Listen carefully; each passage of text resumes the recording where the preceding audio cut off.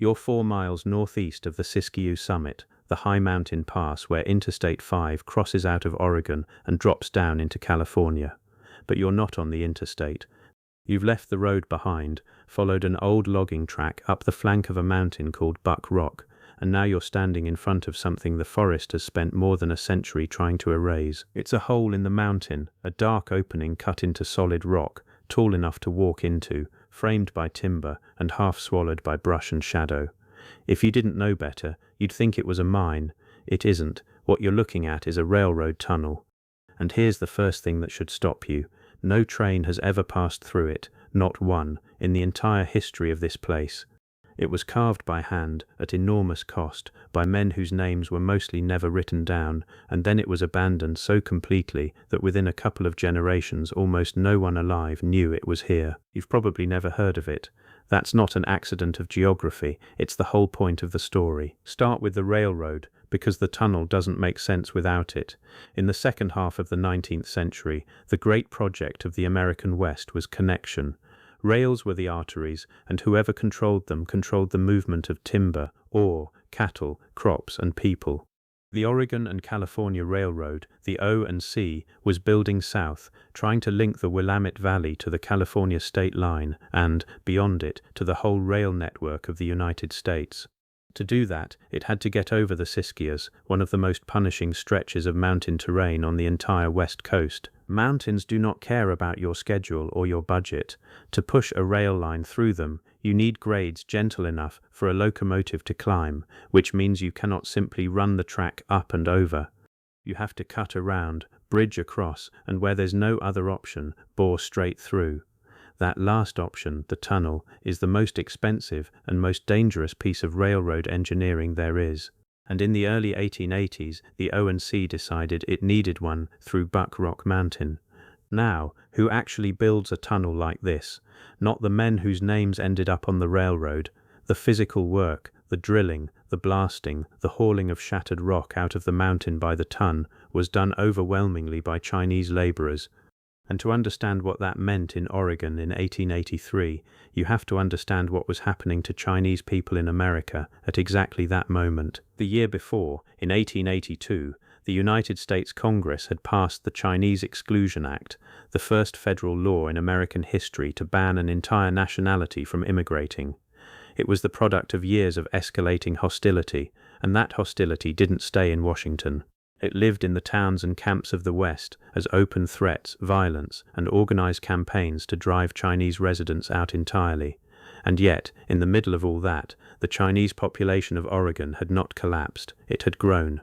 In 1870, there were around 3,300 Chinese people in the state. By 1880, that number had climbed to more than 9,500. These were people building lives in a place that had just told them, in the plainest legal language available, that they were not wanted. Many of them found work on the railroad because the railroad needed exactly the kind of labor that no one else would do for the wages on offer, in the conditions on offer.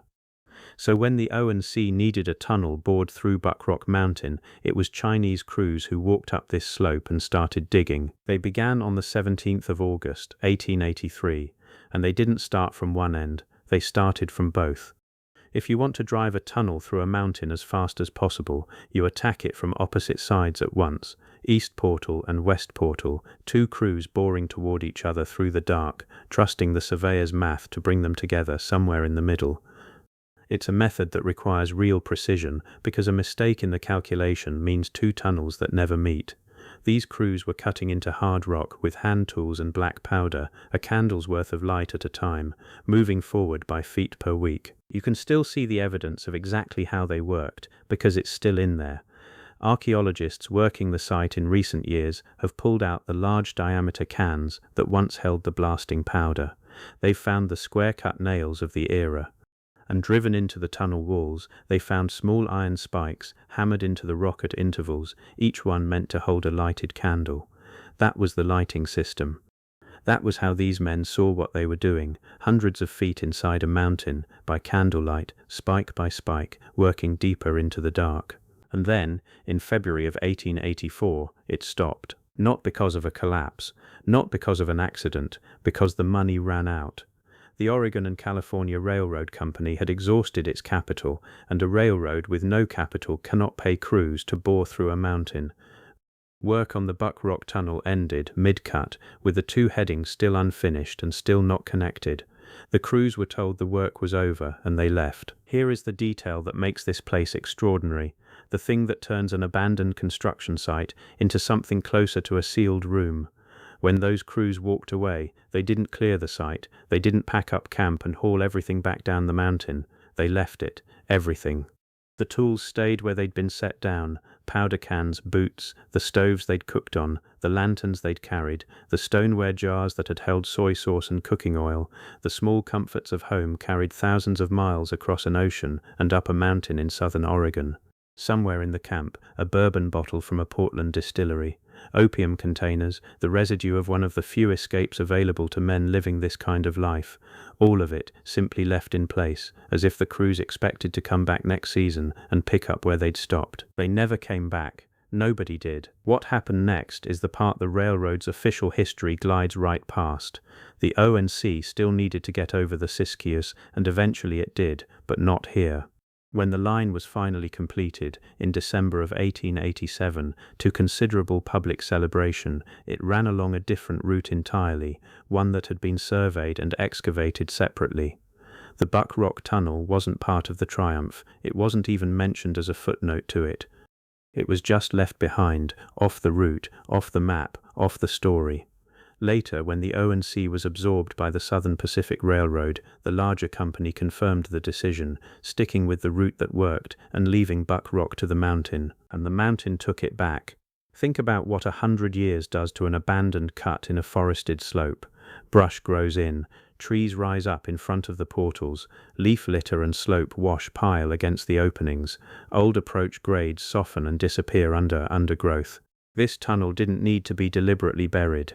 The forest buried it, patiently, season by season, until the openings were just dark irregularities in a hillside that looked like every other hillside, and the men who had known where they were grew old and died, and the knowledge of this place went with them. For most of the 20th century, the Buck Rock Tunnel existed in a strange kind of limbo.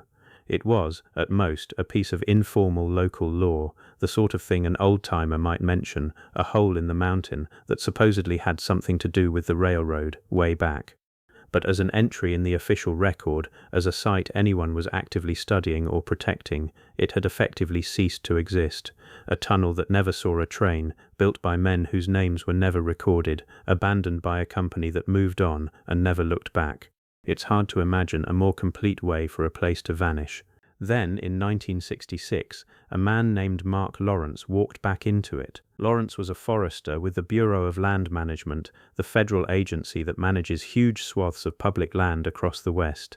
His job took him into exactly the kind of overgrown, half-forgotten backcountry where a place like this could hide. And in 1966, working these slopes, he rediscovered the site, put it back on the map, connected the hole in the mountain to the history it belonged to.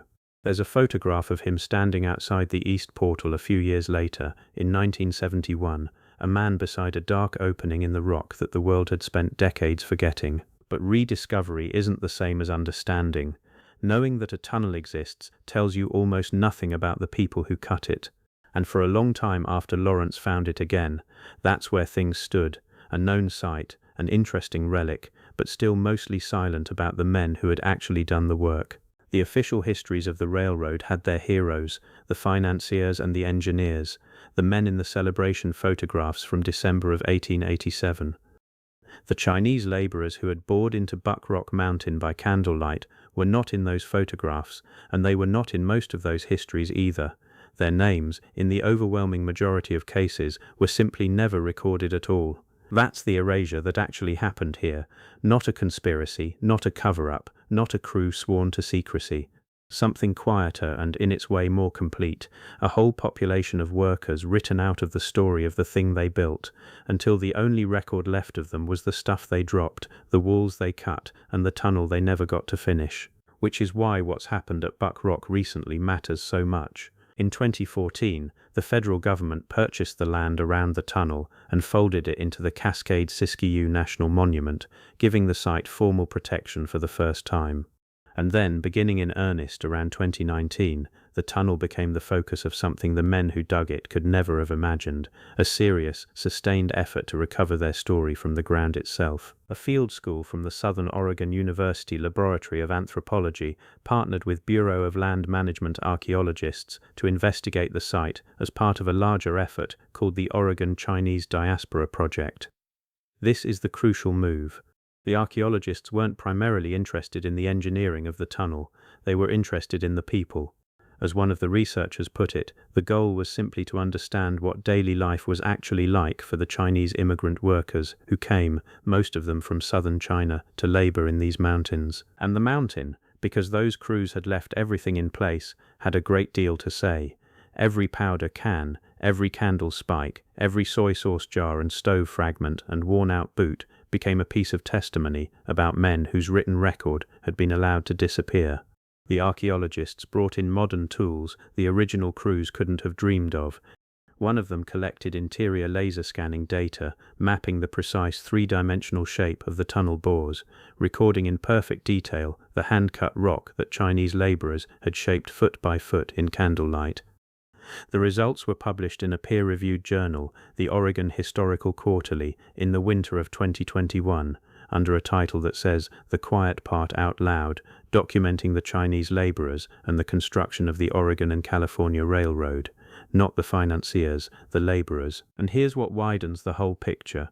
Buck Rock isn't an isolated curiosity. It's one node in a network of sites across Oregon where Chinese communities lived, worked, and were subsequently written out of the local memory. The same broader project connects the tunnel to the Chinese miners of the Blue Mountains, to the John Day Chinatown and its remarkable Kam Wah Chung building, to sites associated with a successful Chinese mining boss named Jin Lin, whose operations moved real money through the region even as the surrounding society was passing laws to exclude people like him. Buck Rock is a single, unusually well-preserved window into a presence that was much larger and much more consequential than the standard story of the American West tends to admit. So let's go back to the hole in the mountain, and let's be precise about what it actually is, because the truth turns out to be more interesting than any legend. It is not a tunnel that was sealed to hide a secret. It's a tunnel that was abandoned because a company ran out of money, then bypassed because a better route was found, then swallowed by a forest because no one had any reason to keep the path to it clear. Every step of that is ordinary. Railroads ran out of money all the time, routes got changed all the time, forests reclaim abandoned ground everywhere, but stack those ordinary steps on top of one another and something not ordinary happens. You get a place where time simply stopped in February of 1884, a place where the tools are still where they were set down, where the candle spikes are still in the walls, where the last thing anyone did was walk out and not come back. Most historical sites are layered over and reused and rebuilt until the original is almost impossible to read.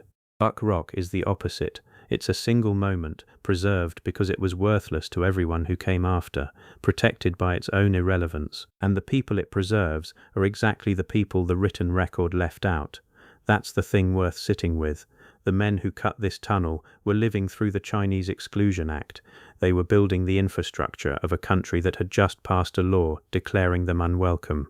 They did some of the hardest and most dangerous work the era had to offer, hundreds of feet inside a mountain, by candlelight, and when the money ran out they were sent away, and when the railroad succeeded 18 months later somewhere else, their tunnel and their labor and their names were left off the celebration entirely. For 80 years, that erasure held. The tunnel was lost, the workers were anonymous, and the official story of how the railroad crossed the Siskiyous had no room in it for a failed tunnel or the men who dug it. It took a forester stumbling back onto the site in 1966, and then decades more before archaeologists arrived with trowels and laser scanners and the specific intention of asking who these people were to begin turning the silence back into a record. So when you stand in front of that dark opening in Buck Rock Mountain, you're not looking at a mystery in the sense the legends want. No buried treasure, no sealed secret, no crew sworn to silence. You're looking at something more unsettling because it's real. You're looking at the physical proof of how easy it is for a whole category of people to be written out of the story of what they built. The tunnel didn't hide anything. We did. The record was there the whole time, cut into rock, sitting in the dark, waiting for someone to decide it was worth reading. The names are still mostly gone. That damage can't be fully undone. You can't recover from the ground a man whose name no one ever bothered to write, but the work is still here. The walls they shaped are still here, the candle spikes are still here, and now, finally, someone is writing it down. The forest spent 100 years trying to erase this place. It very nearly succeeded.